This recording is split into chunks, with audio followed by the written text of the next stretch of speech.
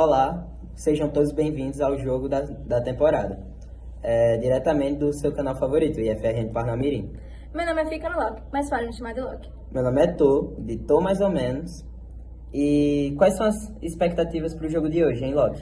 Tô, as expectativas são altas, já que fazem quase 2 séculos que o esporte começou bem aqui nesse país, o Canadá. Então, o esporte se originou entre os séculos 18 e 19? Exatamente, surgiu com uma adaptação de hóquei de campo, mais ou menos no inverno do país. A primeira partida foi jogada por um grupo de estudantes da Universidade de McGill, em Montreal. Depois disso, o esporte se popularizou pelo mundo e virando um dos esportes mais famosos do globo, principalmente na América do Norte e na Europa. Muito bem, Loki. Então, vamos nos apressar que o jogo já vai começar. Nossa, hoje a casa está realmente lotada. Sim, afinal, é o esporte mais famoso do Canadá. Mas o pessoal infelizmente não conhece muito lá no Brasil. Explica um pouco aí as regras, Tô. Essa é a quadra de hóquei, no gelo. No início do jogo, os jogadores disputam disco no meio da quadra com seus bastões de hóquei, lembrando que é um esporte de invasão, então os jogadores tentam fazer gols no time oposto. Bem parecido com o nosso famoso futebol, dá pra perceber. Mas com algumas pequenas diferenças.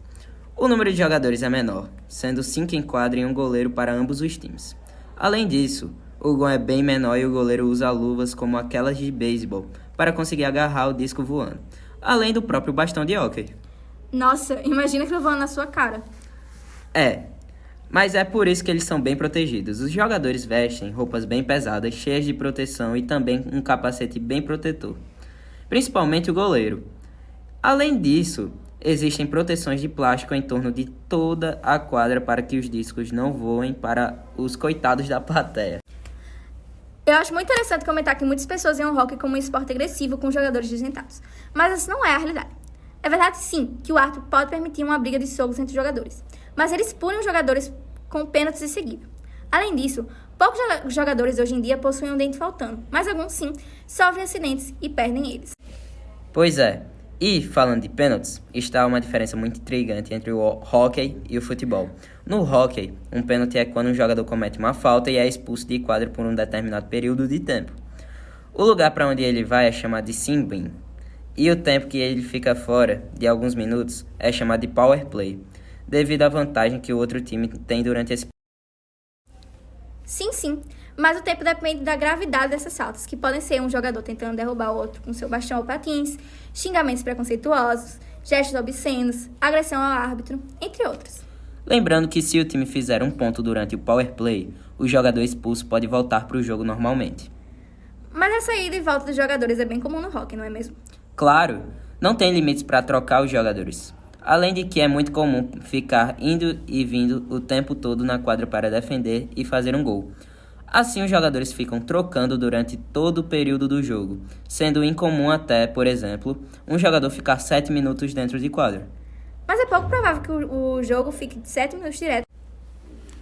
Durante um jogo, os juízes vivem parando o tempo para organizar os jogadores, principalmente quando o goleiro impede o disco de continuar rodando. Isso acontece quando os jogadores se reorganizam em uma daquelas 2 áreas perto do gol onde aconteceu a parada do disco. Por isso, cada milissegundo no hóquei é contado, de tão precioso que é. Sim, e por falar em tempo, o nosso primeiro período já acabou. Então vemos vocês após um rápido intervalo comercial. Olá, bem-vindos e que comece o segundo tempo desse jogaço. E podemos dizer, muito acirrado.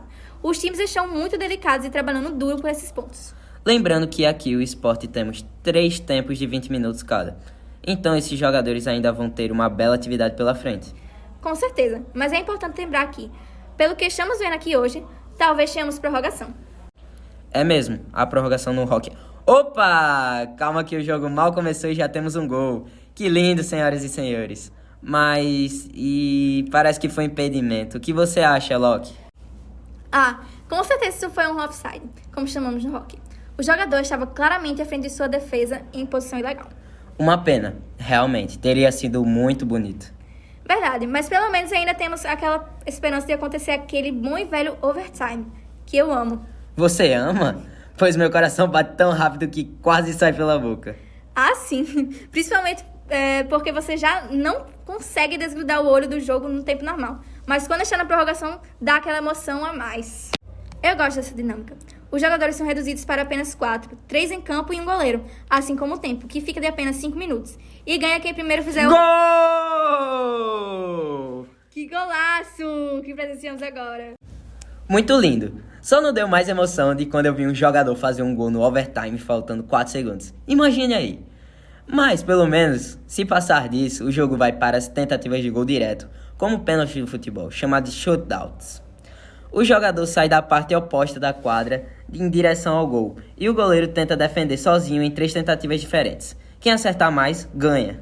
Por falar em emoção no jogo, e o goal e gol? Sim! Quando um time está muito apertado, ponto urgente, o técnico pode tirar o goleiro e colocar 6 jogadores em campo. E se conseguir, o goleiro do time oposto pode fazer um ponto direto da sua net ou rede. Como esquecer o inesquecível gol e gol do Mark, o goleiro do Boston Bruins na NHL?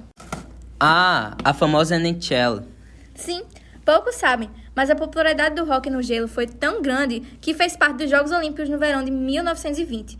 Quando os Jogos de Inverno foram criados na edição seguinte, o esporte entrou e continua lá até hoje. As mulheres só puderam participar a partir de 1998, mas agora seguimos firmes e fortes. Mas antes de tudo isso, surgiu a National Hockey League, NHL, em 1917, a Liga dos Estados Unidos e Canadá juntos, mesmo que o nome diga que é nacional. Também existem ligas nos outros países em que é popular, Rússia, Suécia, República Tcheca e Finlândia, que juntos, com os outros dois, formam o Big Six. E o Brasil? Como é que está nesse esporte, Loki? Como você já sabe, aqui o esporte não é tão famoso, mas a prática surgiu na década de 60 e faz parte oficialmente da Confederação Brasileira de Desportos no Gelo. Em 2014, o país fez sua estreia no Pan-Americano de Hóquei no Gelo, na Cidade do México.